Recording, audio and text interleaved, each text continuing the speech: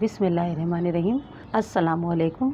आज हम एनर्जी से भरपूर एप्पल का जूस बनाएंगे और इसे बनाने में ज़्यादा वक्त नहीं लगता है और ये झटपट बनकर तैयार हो जाता है।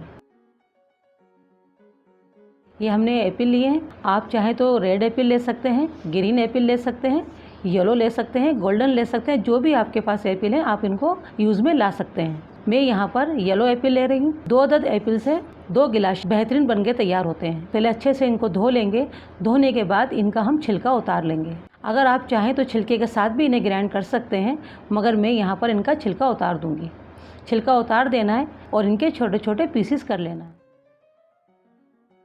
अब इन्हें हम ग्राइंड जार में डाल देंगे और इसके साथ ही हम इसमें डालेंगे 5 चम्मच चीनी।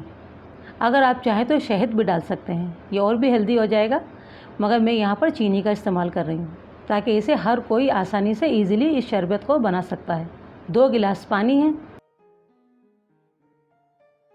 और अगर आपके पास छोटे लीमू हैं तो आप 2 अदद ले लें। अगर बड़ा लीमू है तो आप 1 अदद लीमू का जूस भी इसमें शामिल कर दें।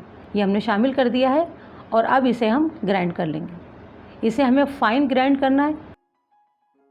ये ग्राइंड हो गया है। अब इन्हें हम गिलासों में निकाल लेंगे।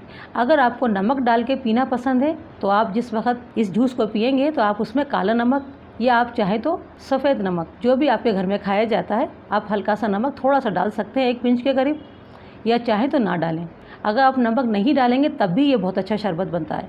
आप देख सकते हैं कलर कितना अच्छा आया है और इसमें थोड़ा सा थिकनेस भी है, क्योंकि हमने इसको छाना नहीं और इसका छिलका हम उतार चुके थे, तो इसके अंदर जो भी इसका पल्प था उसके साथ ही इसे हमने ग्राइंड किया है और इसका पल्प थोड़ा थोड़ा सा इसके अंदर है और इससे ये शरबत और भी मज़ेदार बन जाता है।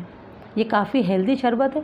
जहाँ तक कोशिश हो हमें फ्रूट का फ्रेश जूस ही पीना चाहिए। आप घर में इस तरह से एप्पल का जूस बना के तैयार कर सकते हैं और अपनी फैमिली मेम्बर को आप पिलाएं, उन्हें बहुत पसंद आएगा इसका फ्लेवर। देखा, इसमें बनने में कोई वक्त नहीं लगा और झटपट बन के ये तैयार हो गया। ये हमारा एप्पल जूस बन के तैयार है।